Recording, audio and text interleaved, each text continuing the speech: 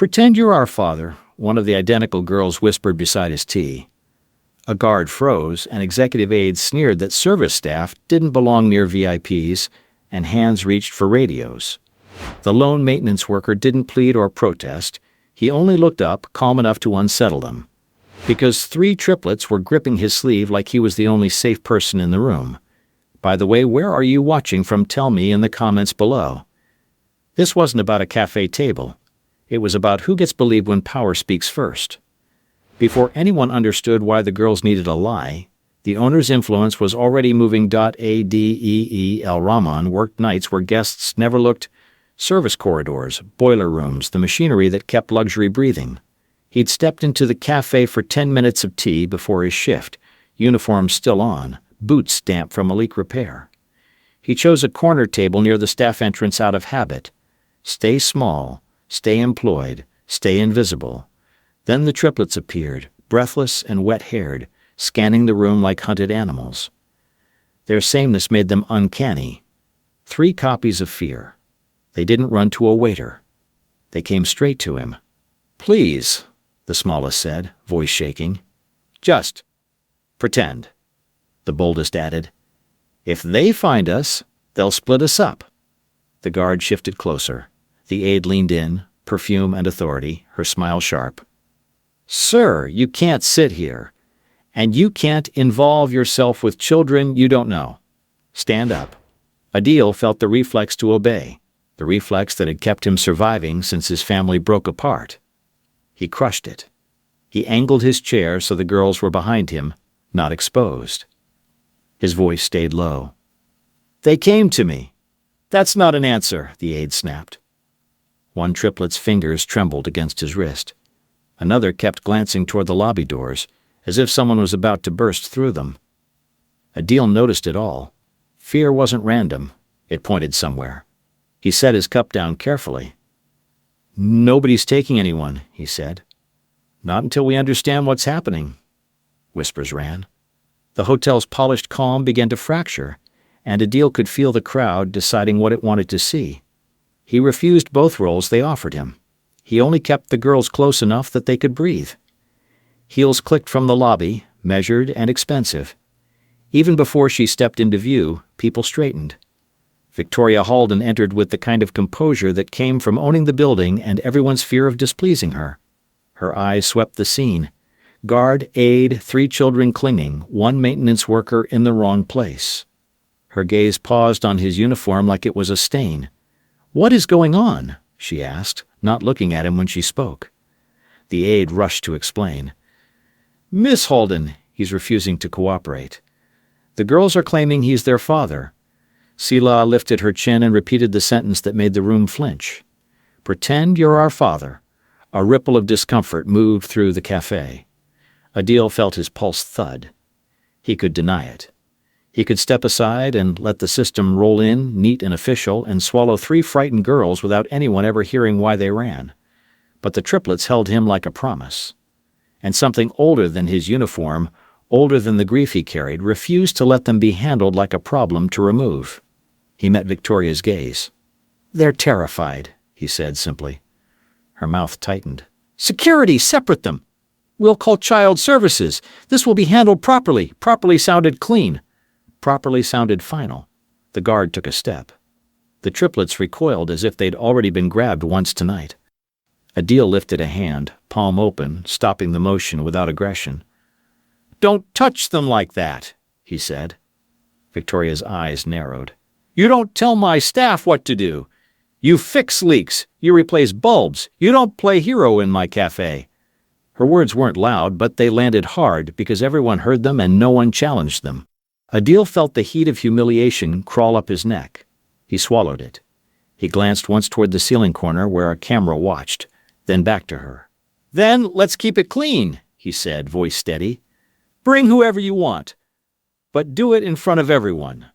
For the first time, Victoria hesitated, not from compassion, but from calculation. "Fine," she said at last. "Call Marta Klein. Now!" The aide hurried away. The cafe filled with a low buzz, people turning fear into spectacle. Adil ignored it. He shifted his chair slightly, creating space for the triplets to hide behind his shoulder, and kept his breathing slow so theirs could follow. Outside the lobby doors, a siren swelled, drawing closer. Every second. The siren grew louder, slicing through the cafe's polished hush until conversations collapsed into uneasy silence. Heads turned toward the glass doors as red-blue light pulsed across marble and chrome, reflections jittering like exposed nerves. One of the triplets whimpered, pressing her face into his sleeve. He felt it. How fast fear could spread when uniforms and authority converged. "It's okay," he murmured, not promising outcomes, only steadiness. His hand stayed open, visible, none threatening. Victoria Halden didn't flinch at the siren. She checked her watch instead, impatience sharpened into a smile that suggested everything was proceeding on schedule. "Good," she said to no one in particular. "We'll resolve this quickly." Security shifted positions, forming a loose semicircle that cut the cafe in half, VIPs on one side, labor and confusion on the other. The line was clear enough to bruise. A server hesitated with a tray, unsure where to stand. The maintenance worker noticed the tremor in her wrist and offered a small nod as if to say, "Keep breathing." The doors slid open. 2 officers entered, their presence instantly rearranging the room. Behind them came a woman in a charcoal coat, hair pulled tight, a leather folder under her arm. She scanned faces with a practiced detachment that felt colder than the air outside. "Marta Klein," Victoria announced, finally turning her full attention to the scene. "Thank you for coming on such short notice." Marta's eyes moved to the children. The triplets shrank together, 3 shadows merging into one. "I understand there are minors without guardians," she said. Her tone was measured, procedural. "I'll need to ask a few questions." "Of course," Victoria replied. "We're very concerned about their safety." The maintenance worker felt the word safety twist. He adjusted his stance so the girls were shielded from the semicircle. "They asked for help," he said. "That's what you're seeing." Marta looked at him for the first time, gaze pausing on his uniform, boots, the grease mark on his sleeve. "And you are?" "Someone they ran to," he answered. He didn't offer more. "Not yet." Victoria sighed, the sound of a woman indulging a nuisance. "He's an employee. Night maintenance. He was asked to step away and refused." A murmur rippled through the onlookers. Phones appeared, screens glowing like small moons. Public space had shifted. This was no longer private management. He noticed and felt a flicker of grim relief. Witnesses mattered. Marta crouched slightly to be level with the girls. "Sweethearts, I need to take you somewhere safe. We'll make sure you're all right." "No," Noor blurted, voice breaking. "They'll separate us." Marta paused. "That's not." "They always say that," Lena cut in, clutching his sleeve harder. "Please."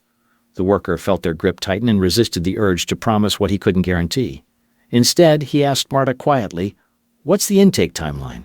Victoria's head snapped toward him. "That's not your concern." Marta hesitated, surprised by the question. "Immediate protective custody," she said. "Assessment follows." "And emergency kinship consideration?" he asked. Calm. Curious. "Before relocation." Marta's brow creased. "Who told you about that?" "Someone who reads policies," he said, "and watches kids panic." Victoria stepped forward, heels clicking like punctuation. "This is becoming disruptive. We'll take it out of the cafe." He shook his head once. "If you do it here." The words weren't loud, but they landed. Several guests leaned in. A concierge stopped pretending to organize brochures. Even the officers glanced at Marta, waiting. "By the way, if this moment's got you holding your breath, hit subscribe so you don't miss what happens next. Stories like this turn when you least expect it." Marta straightened, eyes flicking to the phones. "We can proceed here," she said carefully. "For transparency." Victoria's smile thinned. "Fine." The worker inhaled slowly, grounding himself. He could feel the weight of old habits returning. Observe, slow the tempo, let the system show its seams. He asked, "What precipitated the removal tonight?" Marta consulted her folder. "A report of potential exploitation linked to a donor network." "Linked how?" he pressed. "Specifics matter." Victoria cut in. "That's confidential. So is panic," he replied. But it's right in front of us. One officer cleared his throat. Ma'am, maybe we should. We should finish, Victoria snapped. The siren outside faded, replaced by the low hum of the building. The triplet's breathing synced with his as he kept his posture relaxed, hands visible, voice steady. He wasn't fighting them. He was making them talk. Marta exhaled. There was an attempt to move the children earlier tonight without proper authorization, she admitted. They fled. A gasp traveled the room. Victoria stiffened. That's an oversimplification. Then clarify it, the worker said gently. Here. For a moment, no one spoke. Cameras rolled. The line between authority and accountability wavered. Marta looked at the children again, then back at him. We need to verify identities, she said, and ensure they stay together during assessment. Good, he said. That's a start. Victoria's eyes burned into him, calculating, offended. You're overstepping. He met her gaze, unflinching. I'm standing still. The cafe felt smaller now, walls closing in with the weight of attention. Somewhere above them an elevator chimed. The triplets loosened their grip just enough to breathe. And for the first time since the siren arrived, the outcome didn't feel pre-written. The cafe held its breath after Marta's admission, the kind of silence that felt heavier than shouting.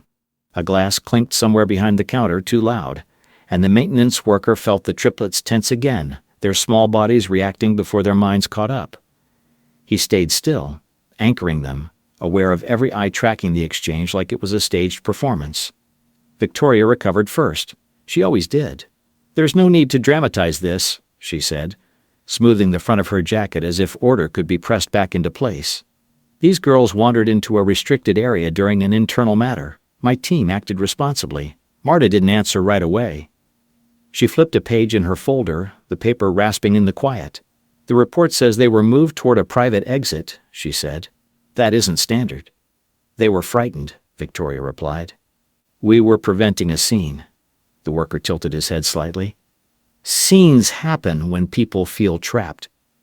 Victoria's eyes snapped to him. You're enjoying this far too much, he shook his head. I don't enjoy fear. One of the officers shifted his weight, uncomfortable, guests whispered, speculation blooming. Phones stayed raised. The moment had slipped past private management and into something harder to control. Marta looked at the triplets again. Did someone tell you to leave? She asked gently. All three looked to the man beside them, instinctive. He didn't nod. He didn't speak. He let them choose. They said we were going somewhere else, Selah whispered. We didn't want to go. With who? Marta asked. The girls hesitated. Victoria's stare bored into them like a warning. The worker felt the familiar urge to shield, but he kept his posture neutral, giving them space to be brave. A lady, Noor said. From the offices upstairs. A ripple moved through the crowd. Several heads turned toward Victoria. That's enough, Victoria snapped. This is inappropriate. You're interrogating children in public. You asked for transparency, Marta said, tension threading her voice. We're here. Victoria exhaled sharply, recalibrating. Fine, take them into the conference room, away from spectators. No, the worker said calmly, the word cut clean. Marta looked at him. Sir, if they move, he continued, it should be somewhere they can see exits. Somewhere open. Victoria laughed once, brittle. You don't dictate procedure. I'm not, he said. I'm preventing panic. Marta hesitated again, caught between protocol and optics. She glanced at the officers, then at the phones. We can stay, she said finally. For now. Victoria's jaw tightened. This is becoming a circus. Circles close when no one listens, he replied. He felt the triplets relax a fraction, their grip loosening as the immediate threat paused. He took that as permission to breathe. His mind cataloged details automatically. Positions, exits, authority flow, who deferred to whom. Old instincts surfaced, unwelcome but useful. Marta cleared her throat. We need identification, she said. For everyone involved. The worker reached slowly into his pocket, mindful of how sudden movements were read. He placed his staff badge on the table, face up. Name. Photo. Maintenance department. Nothing impressive. Nothing threatening. Victoria smirked. See? Employee. He met her eyes without challenge. Yes. Marta examined the badge, then looked up. And the children? They don't have theirs, Lena said quickly. They took our bags. Victoria's head turned sharply. Who took their bags? The 8 at the edge of the group stiffened. Standard intake, she said. For safekeeping. Marta's lips pressed thin. That should have been documented. The worker felt the balance shift, subtle but real. He didn't push. He waited. One of the officers leaned toward Marta. Ma'am, we've got multiple witnesses now. I know, Marta murmured. Victoria's voice dropped. Dangerous. You're letting him control this. Marta looked between them, conflicted. I'm letting the situation stabilize. The worker noticed a concierge nearby, an older man with silver hair, watching him with narrowed eyes. Recognition flickered there, then vanished. Interesting. Marta addressed the crowd. We're conducting an assessment, she said. Please give us space. No one moved far, but the noise softened. The worker felt sweat cool on his back, the delayed reaction of stress. He focused on the girl's breathing, matching his pace to theirs. Victoria folded her arms. You're still out of line. He answered quietly for her alone. You're used to rooms emptying when you speak. Her eyes hardened. And you're used to being ignored. Yes, he said. Which is why I listen. For a beat, neither looked away. Marta closed her folder. I'm not authorizing removal yet, she said. We need verification. Victoria stared at her. On what basis? On the basis that something doesn't add up, Marta replied. The words landed like a crack in glass. The worker felt it. The first real fracture in certainty. He didn't smile. He didn't move. He simply stayed where power didn't expect resistance, holding the line long enough for the truth to breathe. The crack Marta created didn't shatter anything yet, but it let air in, and air had a way of changing pressure fast. The cafe didn't return to normal. It couldn't. People stayed rooted, pretending to sip drinks that had gone cold, pretending not to listen while hanging on every word. The maintenance worker felt a shift in his chest first, a subtle easing that didn't mean safety, only possibility. Victoria recovered her composure with practiced ease. If we're questioning reports now, she said smoothly, then let's do it properly. Marta, you know how these things spiral when emotion overrides process. I'm aware, Marta replied, though her voice lacked conviction. She glanced again at the triplets, noting the way they leaned toward the man beside them, not hiding anymore, just staying close. That's why we slow down. Slowing down risks exposure, Victoria countered. These girls are already frightened. The sooner they're removed from public view, the better. The word removed made Nor flinch. The worker felt it and shifted half a step, placing his body between the girls and Victoria without making a show of it. They're frightened because someone tried to move them without explanation, he said. That's not solved by more secrecy. Victoria's eyes flashed. You're assuming facts. I'm observing reactions, he replied. They don't lie. Marta rubbed her temple, caught between two gravitational pulls. We need clarity, she said. Why were they being moved tonight? Victoria gestured toward the lobby, toward the polished towers of glass and steel beyond. Because the hotel hosts donors and private partners. We have obligations. Sensitive matters are handled discreetly. Discreet isn't the same as lawful, he said gently.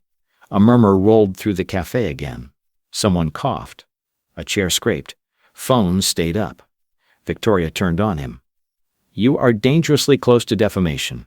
He didn't rise to it. Then facts will protect you. Marta looked at Victoria. Were they scheduled for transfer? Yes, Victoria said.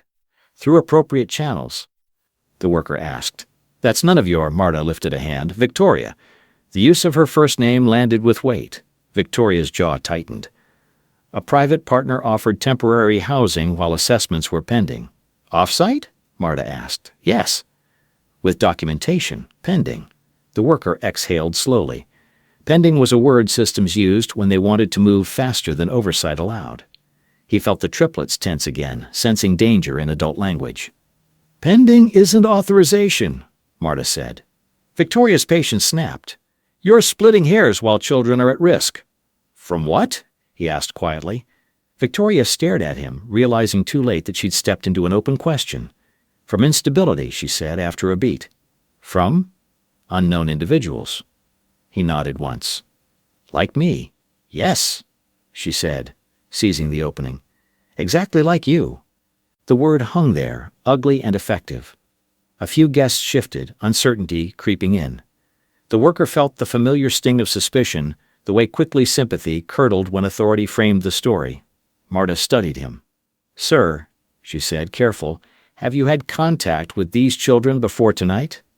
No, he answered truthfully. They chose me. And why do you think that is? He considered the question. Because I wasn't chasing them. The concierge with silver hair watched more intently now, something like memory flickering behind his eyes. Victoria scoffed. This is absurd! You're indulging theatrics! Marta ignored her. We need to assess immediate welfare, she said. One of them looks unwell. She hasn't eaten, Selah said quickly. We ran. Marta nodded to an officer. Can we get water? And a medic. Victoria opened her mouth to object, then closed it as several guests turned sharply toward her. Optics mattered. She waved a dismissive hand. Fine. The worker felt a quiet surge of relief as a bottle of water appeared. He unscrewed the cap slowly, offering it without rushing, watching the girls sip like they'd been taught to conserve. He noticed the way Lena's hands shook, the slight pallor under Noor's eyes. Dehydration. Stress. Nothing dramatic yet, but neglect compounded fast. Marta crouched again. I need your names, she said. They gave them, voices small but steady. The worker committed them to memory, the way he always did with things that mattered. Victoria checked her phone, irritation deepening. This is taking too long. Because something's wrong, Marta said. The aide returned, whispering urgently in Victoria's ear. Color drained from Victoria's face, then hardened into resolve. We're moving this upstairs, she said. Now. No, Marta said. Firmer this time. Silence snapped into place. You don't outrank me here, Victoria hissed. I outrank the impulse to cover mistakes, Marta replied. And right now, I'm not convinced there wasn't one. The worker felt the line shift again, more decisively. He stayed quiet, letting the system argue with itself. An officer cleared his throat. Ma'am, we've got media outside. Victoria stiffened. How? Someone posted, he said, gesturing vaguely at the phones. The worker felt a grim flicker of acknowledgement. Public space had teeth. Marta stood. We're documenting everything, she said. No one leaves. Not yet. Victoria's eyes burned into the workers. You think you're winning? He shook his head. I think they're breathing. The triplets leaned into him again, not hiding now, just trusting. Around them, the cafe felt smaller, pressure building, the truth pressing outward against polished walls that were never meant to hold it. The word documenting changed the air completely. It wasn't loud or dramatic, but it landed like a lever pulled somewhere deep inside the building, shifting weight no one could put back. Staff who had been hovering at the edges straightened. Phones lifted higher, no longer sneaky but deliberate.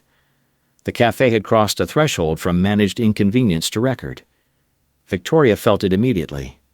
Her posture stiffened, chin lifting as if height alone could reclaim control.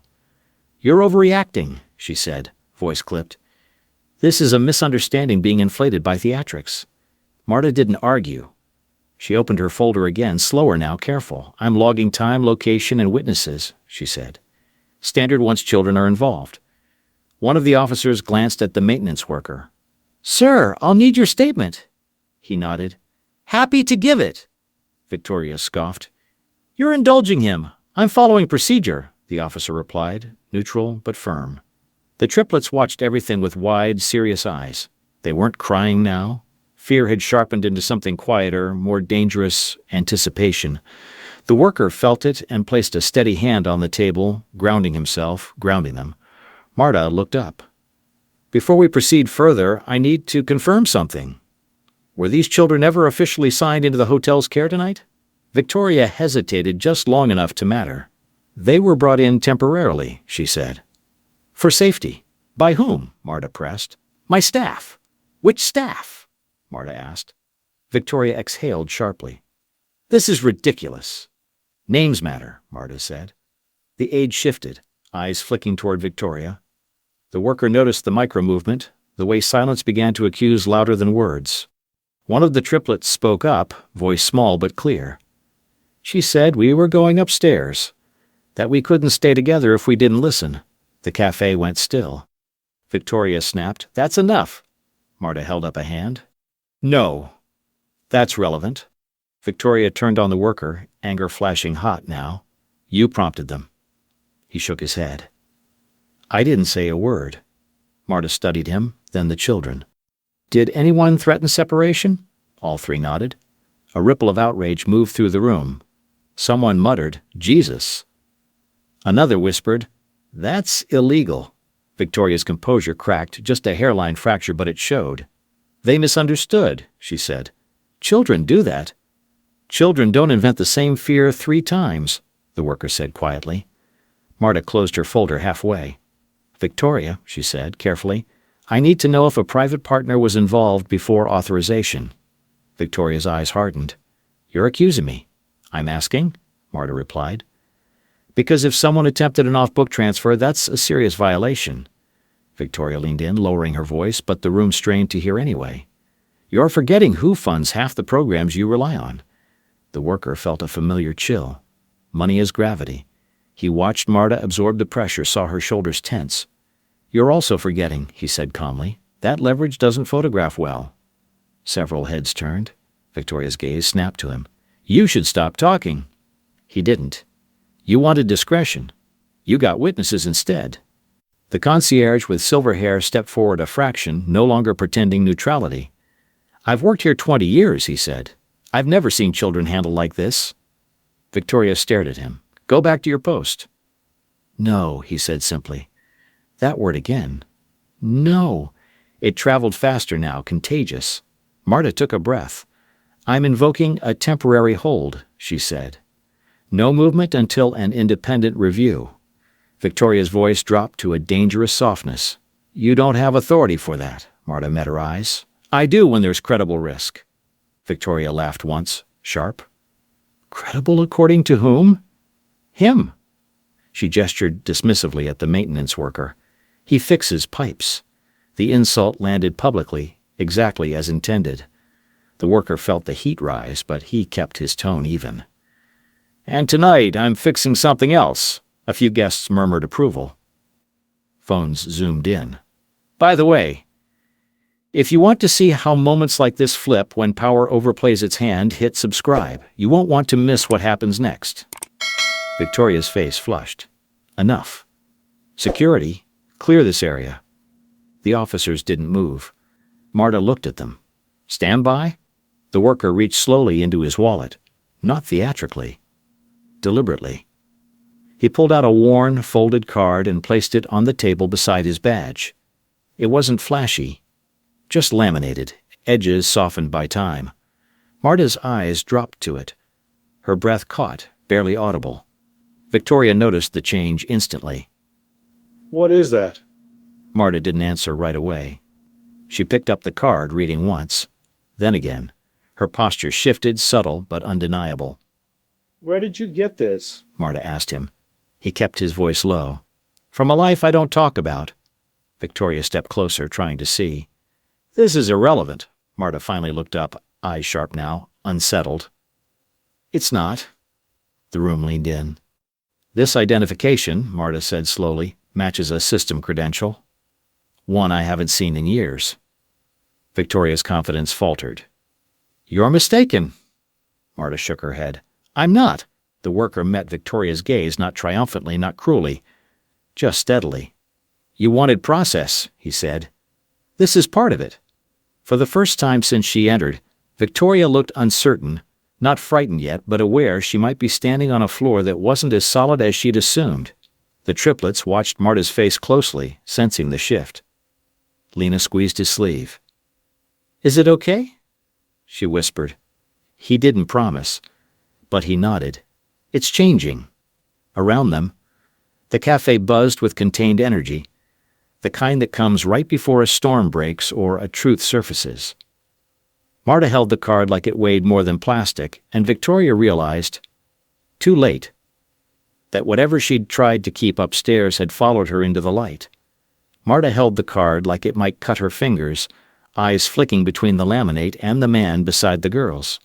The cafe waited, a collective inhale suspended, while Victoria leaned closer, trying to read authority off a surface that refused her. Marta finally spoke, voice careful.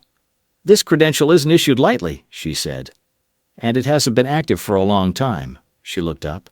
"Where did you serve?" He didn't answer immediately. He felt the triplets' eyes on him, the question heavier because it carried their fate. "I'm here now," he said instead. "And they're scared." Victoria scoffed. "This is absurd theater," she said. "You're letting a uniform confuse you." She reached for the card. Marta pulled it back. "Don't," Marta said, sharper now. "I need to verify." She turned to an officer. "Run the number. Quietly." The officer hesitated, then nodded and stepped aside, murmuring into his radio. The cafe hummed again, whispers stitching theories together. Victoria watched the maintenance worker with open hostility. "You think a plastic card changes anything?" Victoria said. "Even if it's real, it's irrelevant." She leaned in. "You're still out of your depth." He met her gaze. "Depth isn't measured by floor numbers." The concierge exhaled a laugh he tried to hide. Marta paced 2 steps away. Phone pressed to her ear now, voice low. The triplets huddled closer together, their earlier panic replaced by watchfulness. The maintenance worker felt the old discipline settle into his shoulders, the one that said, "Wait, don't rush the reveal." He knelt slightly, so he was level with the girls. "You're doing great," he murmured. Victoria tapped her foot, impatience cracking her poise. "This delay is unacceptable," she snapped toward Marta's back. "End it." Marta returned, face changed. Not triumphant. Resolved. She held the phone out, then the card, as if aligning 2 pieces of a picture. "The number checks out," she said. The cafe erupted in sound, a wave of gasps and murmurs. Victoria's face drained, then flushed. "That's impossible," she said. Marta didn't blink. "It's inactive but authentic," she said. "And it ties to policy language you invoked earlier." She turned to him. "You wrote it, didn't you?" He nodded once. "With a lot of people who cared." The triplets stared up at him, awe mixing with relief. Victoria found her voice again, brittle. "So what? Former titles don't grant authority now." She gestured broadly. "I own this place." Marta faced her. "You don't own the law." She addressed the room. "Based on verified credentials and observed conduct, I'm escalating this to an independent review. No transfers tonight." Applause broke out before anyone could stop it. Phones captured Victoria's rigid stillness as authority slipped from her grip. The maintenance worker stood slowly. "They stay together," he said, not asking. Marta nodded. Victoria whispered, venomous, "You humiliated me." He answered just as quietly, "You did that yourself." Marta signaled the officers to stand down. The crowd loosened, tension releasing in ripples. He felt the victory not as triumph, but as a clearing. The triplets breathed easier, their worlds stitched back together one decision at a time. Outside, rain began tapping the windows, a soft percussion that grounded the room. Inside, staff exchanged looks that said rules applied upward too. Marta gathered her materials. "I'll file immediately," she said. "Child Services will arrange care without separation." She looked at him. "You'll be contacted." He inclined his head. "I'll answer." The concierge finally smiled, a small, proud curve. Victoria turned away, phone already to her ear, whispering damage control. No one followed. The maintenance worker collected the card and slid it back into his wallet, its work done for now. He crouched again, meeting 3 steady gazes. "What happens next?" Sela asked. "He chose honesty. We make sure the right people are watching." Marta paused at the exit, looking back once more, respect softening her expression. "I'm glad you were here," she said. The doors closed behind her. The cafe slowly resumed motion, but something fundamental had shifted. He felt it in the way people looked at him now. Not up, not down, just straight. The girls noticed too. Outside, the rain thickened, washing the glass clean. Inside, the truth had already done the same. He stayed a moment longer, ensuring no one rushed them, ensuring calm held. The system, exposed, had blinked. It wouldn't forgive him for that, he knew. But tonight it had listened. The triplets rose together, ready, fear replaced by fragile trust.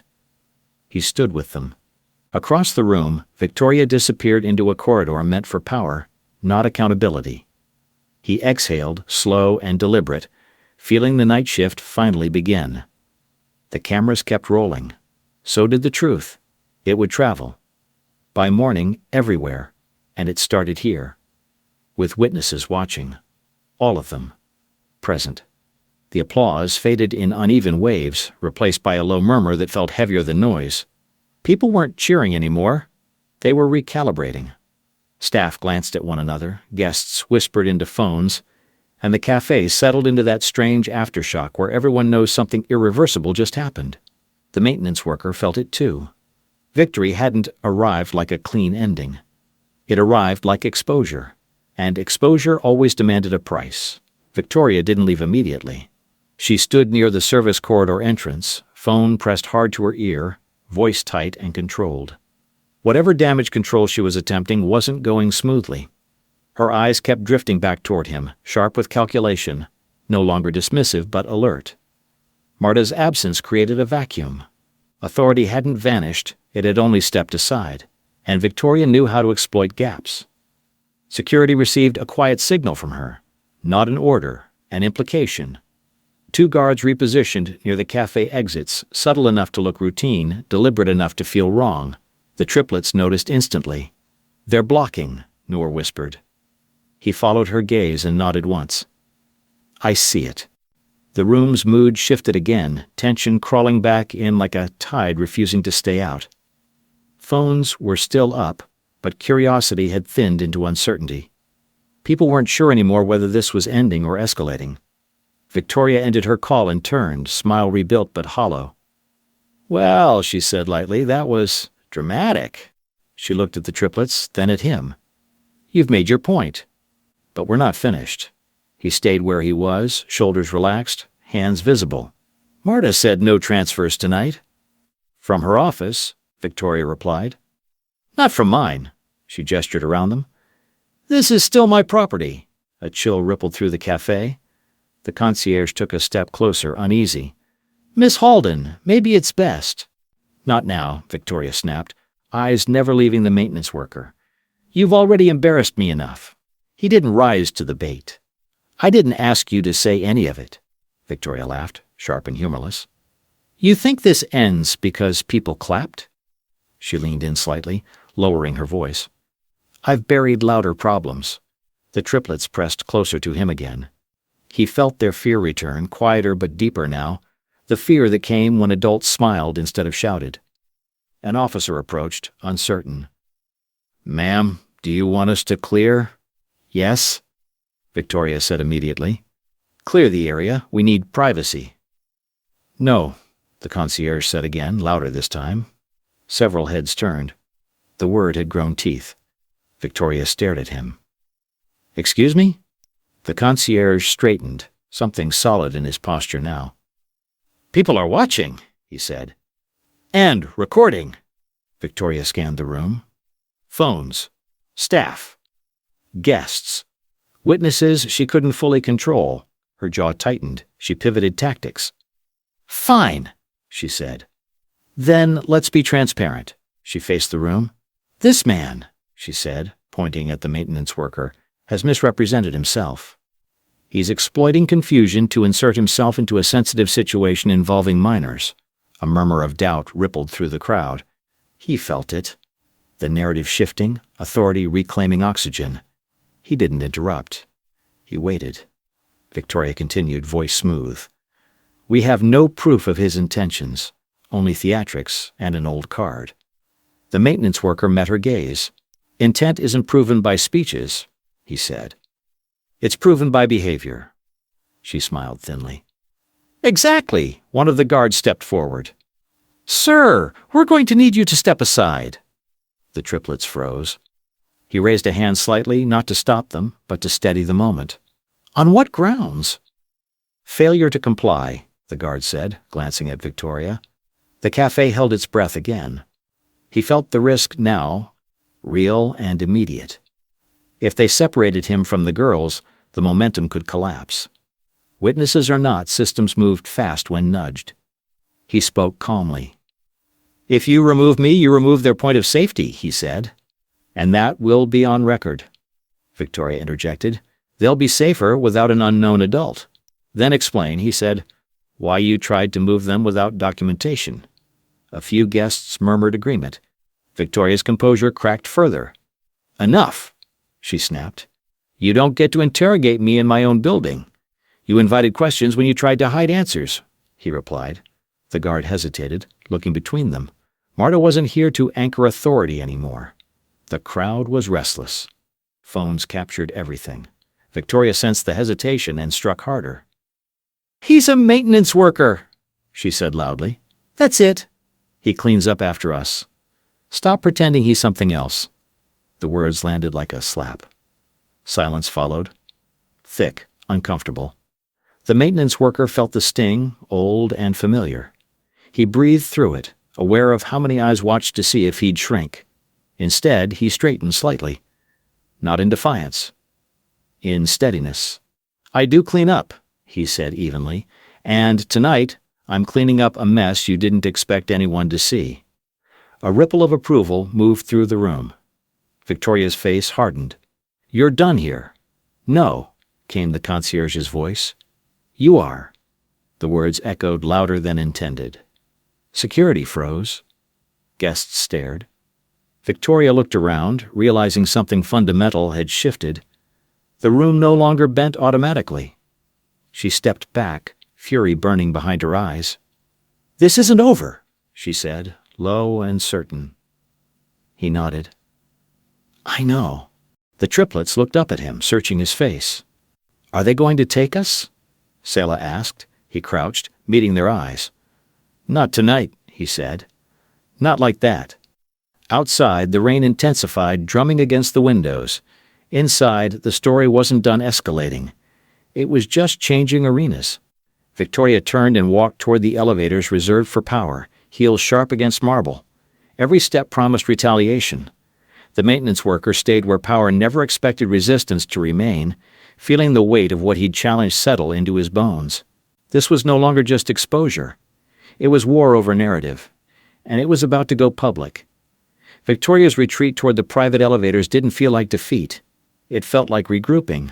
The maintenance worker watched the doors slide shut behind her, knowing that whatever came next wouldn't be loud or impulsive.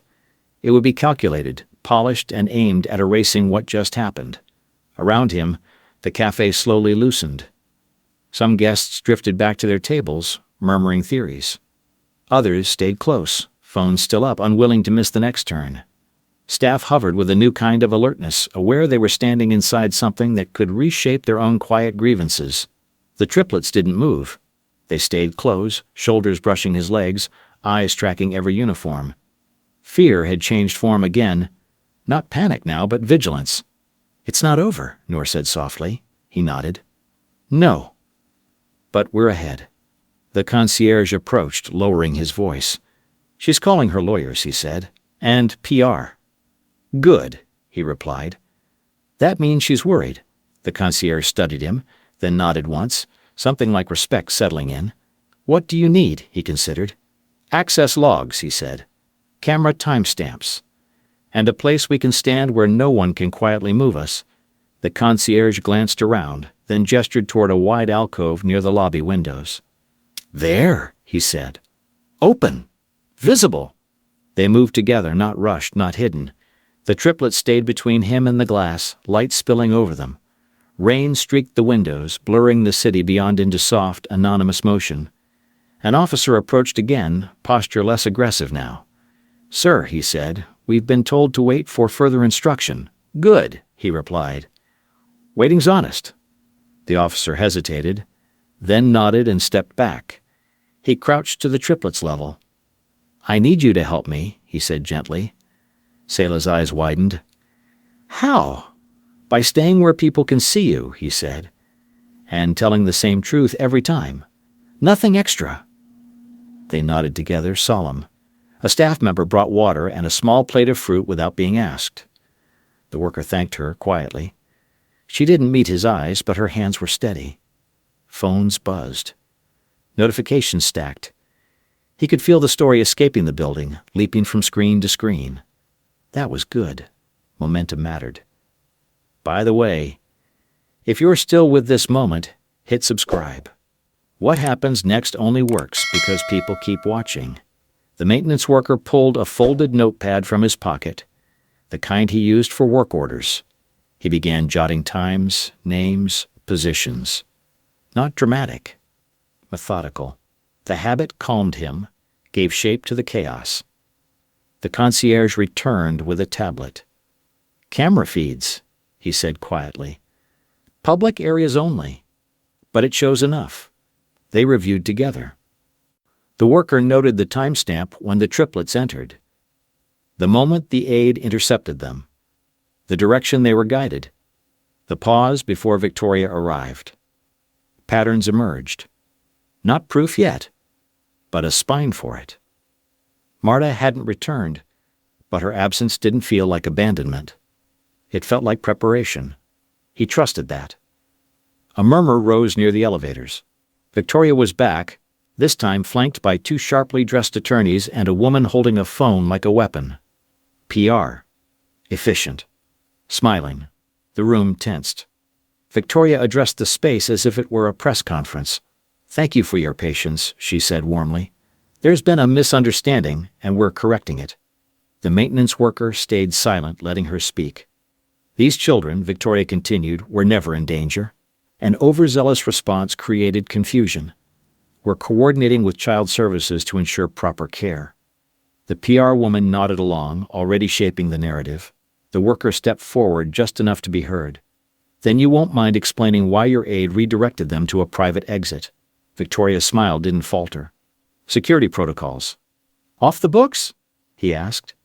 The attorney interjected smoothly. "Sir, this isn't the forum." "It is," he said calmly, gesturing to the phones, "because it's already public." The PR woman's eyes flicked to the screens.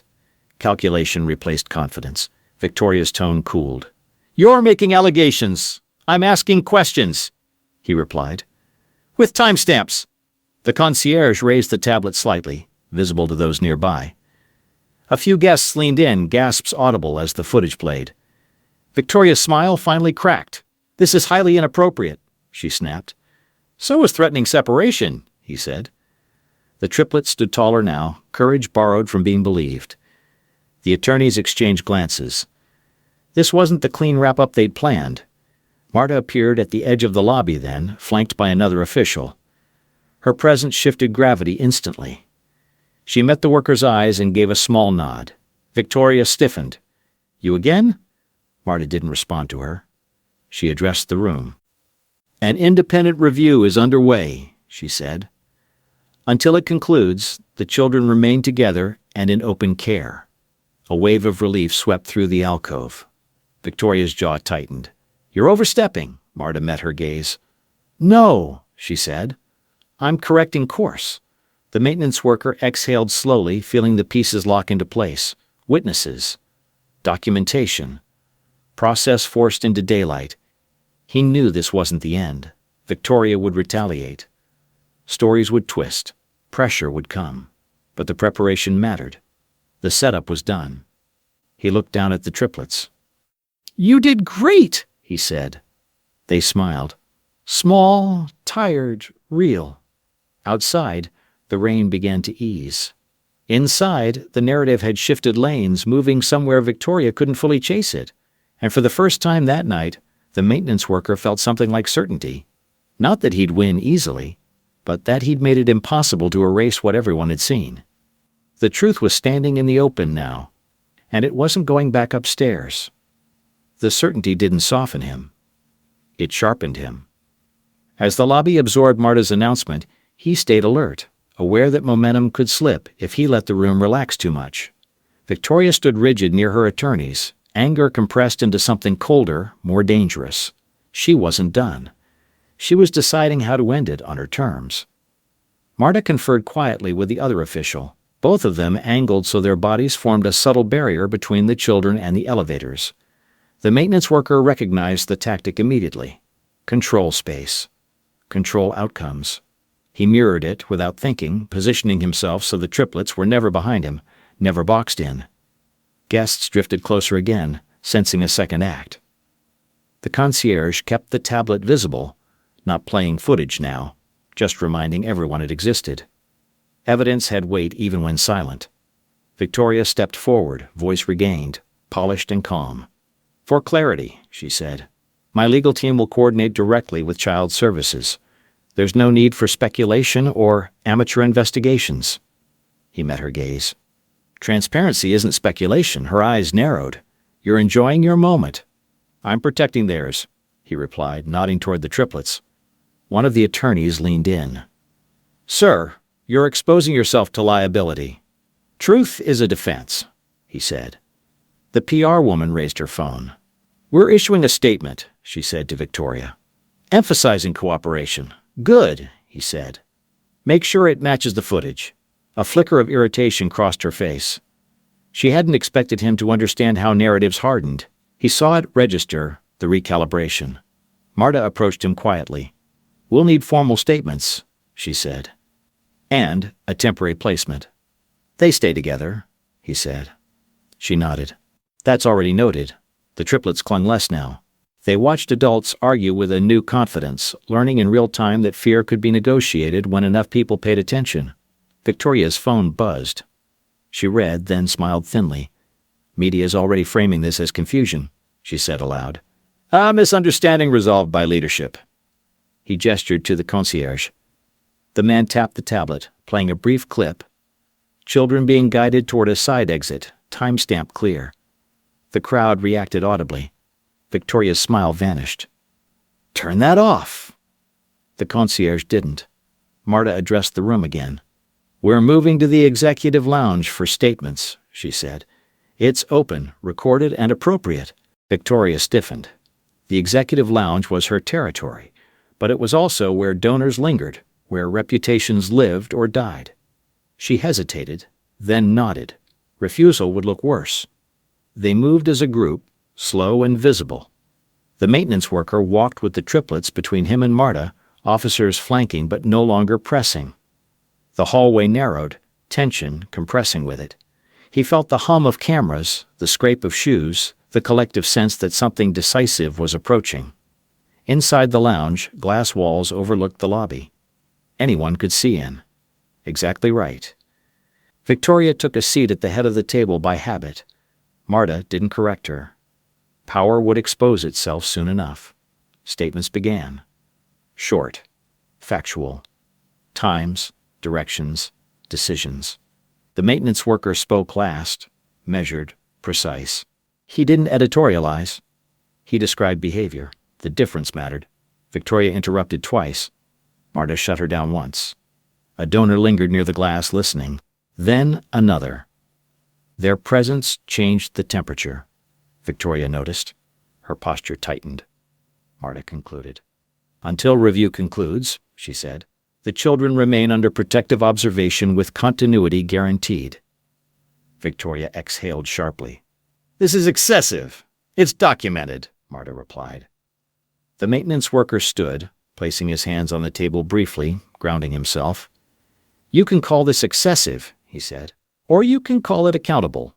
Victoria looked at him, something like disbelief flashing through her anger. "You think this ends me?" He shook his head. "I think it ends this," she laughed softly. "You have no idea what you've started. I do," he said. "And I accept it." Marta met his eyes, recognition there. "We'll follow up," she said. The triplets watched Victoria, then him. "Are we okay?" Noor asked. "For now," he said. "Yes." Outside the glass, people filmed. Inside, the truth settled into minutes and signatures, harder to erase than speeches. Victoria gathered her things with brittle composure, already plotting recovery. As she passed him, she paused. "Enjoy being visible," she said. "It won't last." He didn't reply. He watched her leave, understanding that preparation wasn't about winning a room. It was about surviving what came after. Behind him, the triplets breathed easier. Ahead of him, the fight narrowed into process and paper, exactly where he'd wanted it. The lounge doors closed, sealing the moment into record. And the story, now structured and witnessed, moved forward without her permission. The lounge doors closed with a soft, final click, and the sound carried more weight than any raised voice. Inside, the air felt denser, charged with consequence. Outside, the lobby buzzed with speculation, but in here, everything narrowed to process, posture, and the slow grind of accountability. The maintenance worker remained standing for a moment longer, hands resting lightly on the back of his chair, grounding himself in the present. The triplets took the cue and sat too, feet swinging just above the carpet, eyes alert but no longer panicked. They were learning, in real time, how power could be forced to slow down. Marta gathered the signed statements into a neat stack. "These will be uploaded immediately," she said, time-stamped. Unalterable. Victoria's attorneys exchanged tight looks. One of them leaned toward her, whispering urgently. She brushed him off, her expression composed but strained, as if holding a mask in place with sheer will. "This has gone far enough," Victoria said, rising. "You have what you need. We're done." "No," Marta replied, calm but immovable. "We're documenting next steps," Victoria laughed quietly. "You're enjoying this." "I'm doing my job," Marta said. The maintenance worker finally took his seat. He didn't look at Victoria, he looked at the triplets, making sure they were steady. Lena caught his eye and nodded once, as if to say she understood something important had shifted. A donor cleared his throat from near the glass. "Victoria," he said, uncomfortable, perhaps transparency is best. She turned sharply. "This doesn't concern you." "It concerns all of us," the donor replied. "Especially if children are involved." Victoria stared at him, then at the others gathering beyond the glass. She realized too late that the executive lounge wasn't an inner sanctum tonight. It was a display case. Marta addressed the room. "Temporary guardianship arrangements will be handled through neutral services," she said. "The children will not be separated. Any attempt to influence that process will be noted." Victoria's jaw tightened. "You're threatening me." "I'm informing you," Marta said. The maintenance worker felt the moment tipping, not with drama, but with inevitability. This was the reversal he'd been building toward, not a triumphant reveal, but a public narrowing of options until only lawful ones remained. Victoria turned to him at last. "You think this makes you important." He met her gaze evenly. "I think it makes them safe." Silence followed, heavy and instructive. A few phones outside lowered, as if people sensed the story had reached its hinge. Marta closed her folder. "We'll escort the children now," she said. "With witnesses." Victoria's voice sharpened. "Absolutely not." "I won't have," Marta raised a hand. "This isn't your decision." For a long second, it looked like Victoria might push anyway, her shoulders squared, pride flaring. Then she noticed the donors watching, the staff, the cameras. The cost-benefit calculation flickered across her face. She stepped back. "Fine," she said coldly. "Take them." The word landed like surrender, even if she refused to feel it. The maintenance worker rose smoothly, offering the triplets his hands. They took them without hesitation now. Together, they walked toward the lounge doors, Marta leading, officers flanking but relaxed. As they passed Victoria, she spoke under her breath. "This won't end the way you think." He paused, just long enough to answer quietly. "It already did." Outside the lounge, the lobby parted. People stepped back, not out of fear now, but respect. The children were visible, calm, together. That image mattered more than any statement. Marta guided them toward a quiet seating area near the front windows. Rain streaked the glass less fiercely now, the storm easing as if on cue. A caseworker arrived, neutral, cautious, professional. Introductions were made. Forms signed. Everything slow, deliberate, correct. The maintenance worker stayed close but didn't interfere. This part wasn't about him. Marta pulled him aside. "You understand this will follow you," she said. "Attention. Scrutiny." He nodded. "I expected that." "You didn't have to step in," she added. "I know." She studied him, then offered a small, sincere smile. "I'm glad you did." Across the lobby, Victoria watched from a distance, phone pressed to her ear again, face set. Her world hadn't collapsed, but a fault line had opened, visible to everyone. The maintenance worker returned to the triplets. Selah looked up at him. "Are we really staying together?" "Yes," he said. "That part's real." They smiled, tired, relieved smiles that carried more weight than applause ever could. As the caseworker led them gently toward the exit, the maintenance worker stayed back, hands in his pockets, letting the process work. This was what public exposure looked like when done right, not humiliation for its own sake, but correction in full view. The lobby slowly returned to motion. People dispersed, buzzing with a story they'd witnessed rather than imagined.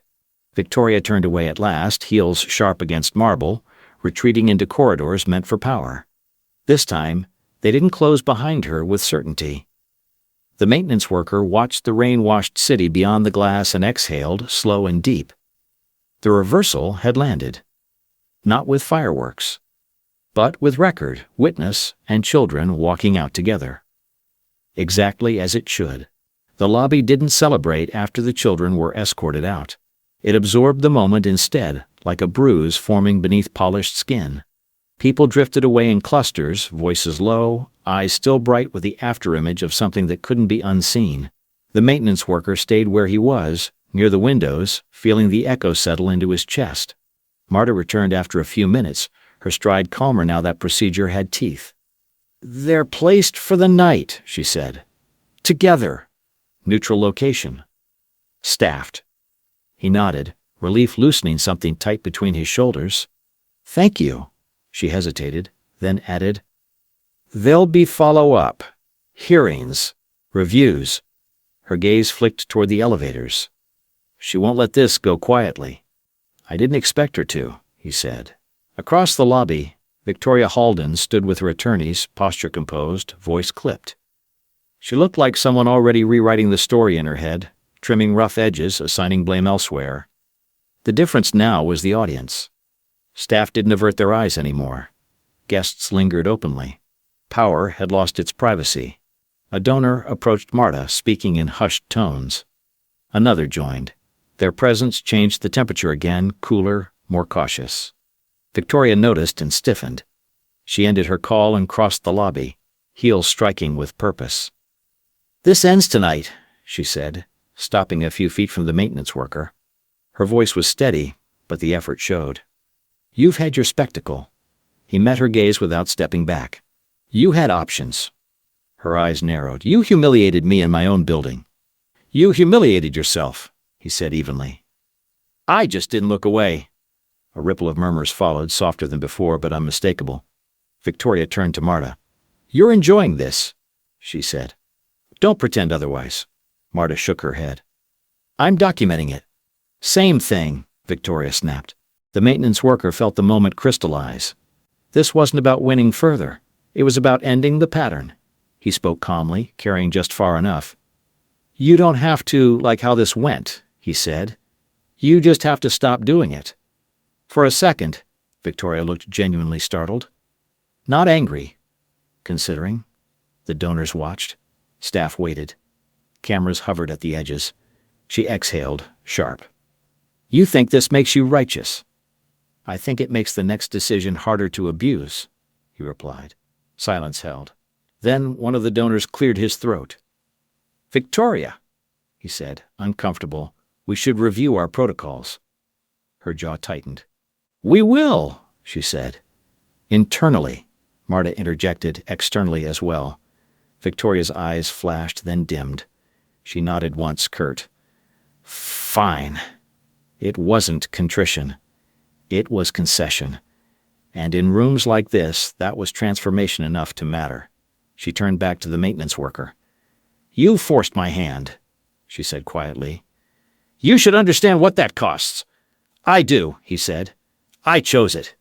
She studied him, as if seeing him clearly for the first time, not as labor, not as nuisance, but as obstacle. Then she stepped past him, the corridor swallowing her up without ceremony. The lobby breathed out. Marta gathered her things. "I'll be in touch," she said. "And I'm sorry it took pressure." He shook his head. It took witnesses." She smiled faintly and walked away. The concierge approached, extending a hand. "For what it's worth," he said, "we'll remember this." "Remember the kids," he replied, shaking it. As the lobby thinned, the maintenance worker collected his things. His shift was long past. No one told him to clock out. No one told him to leave. The rules felt different now, loosened by light. He stepped outside. The rain had stopped completely, the street shining clean. He stood there for a moment, listening to the city resume its rhythm, sirens distant, traffic steady. His phone buzzed with a message he hadn't expected yet, a caseworker's update, brief and reassuring. Together, safe. Tomorrow. He pocketed the phone and exhaled. Behind him, through the glass, the hotel returned to business, but not quite the same. Staff moved with straighter backs. Guests spoke softer. Somewhere upstairs, protocols were being rewritten under pressure they could no longer ignore. He didn't linger. Visibility had served its purpose. He walked toward the bus stop, boots wet, shoulders light. He wasn't going back to obscurity. He was going back to life, altered. Tomorrow would bring questions, headlines, maybe consequences. He accepted all of it. Because tonight, 3 children slept without being separated. And a woman who'd never been challenged in public had been. That was enough. For now. The bus stop was quiet, lit by a single flickering street lamp that hummed like it was tired too. He stood beneath it, hands in his jacket pockets, replaying the night not in images but in sensations, the weight of 3 small hands gripping his sleeve, the shift in a room when power faltered, the sound of applause that hadn't felt like celebration so much as recognition. His phone buzzed again. Another message. Longer this time. The caseworker explained the next steps. Emergency kinship evaluation, temporary guardianship options, counseling support. No promises yet. Just structure. Just a path. He read it twice, slower the second time, then closed his eyes and breathed.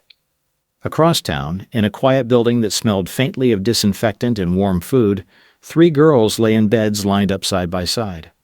They weren't asleep yet. They were whispering, replaying the night in their own way, counting moments where fear had stopped and something else had started. They kept the light on. Together. The bus arrived with a sigh of brakes. He stepped on, nodding to the driver, and took a seat near the back. The city slid by in rain-clean reflections, storefronts glowing, people moving on with lives untouched by what had unfolded inside a hotel lobby hours earlier. But some things don't need a crowd to matter. The next morning came with consequences, just as he'd expected. Articles surfaced. Careful at first, then bolder. Questions raised after hotel incident. Child Services review triggered by witness accounts. Victoria Halden's name appeared alongside phrases like oversight and review. Not condemnation, not yet, but attention. And attention changed behavior. At the hotel, staff talked openly now, not loudly, but honestly. The concierge corrected a supervisor without flinching. A server asked about reporting channels and got an answer. Small things. But small things were how systems learned. Marta called that afternoon. Her tone was different, less guarded, more direct. She confirmed the review had expanded. External auditors. Policy evaluation. She didn't apologize again. She didn't need to. Her actions spoke now. The maintenance worker returned to his routine that evening, tool belt on, moving through service corridors where the hum of machines drowned out gossip. A few coworkers nodded differently than before. One clapped him on the shoulder, brief and quiet. No speeches. No pedestal. He didn't want one. Days passed. Meetings followed. Forms multiplied. He attended when asked, answered when needed, never oversharing, never hiding. The card stayed in his wallet untouched. It had done its job. Then came the call that mattered. The caseworker's voice was careful but warm. The girls had asked for him by name, not because they believed he could fix everything, but because he'd stayed.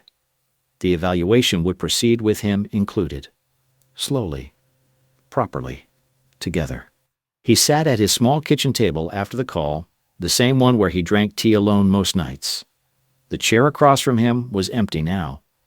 but not in the same way. Possibility filled it. He thought about Victoria, about how power reacted when it was watched. He didn't wish her ruin. He wished her limits. Limits were how people learned to see others. That night he brewed 3 cups of tea instead of 1. He set them out, then smiled at himself and shook his head. Not yet. Soon. The story didn't end with applause or punishment. It ended with systems bending toward fairness because they'd been forced into the open. It ended with children sleeping without fear. It ended with a man returning to work unchanged in values, but unhidden. And it ended with a question, not an answer. So now I'll ask you directly, what should the next story be about? Subscribe and don't miss our next story. They evicted the quiet mechanic until the power grid failed. Trust me, you'll feel it. And tell me in the comments, what injustice should we tackle next?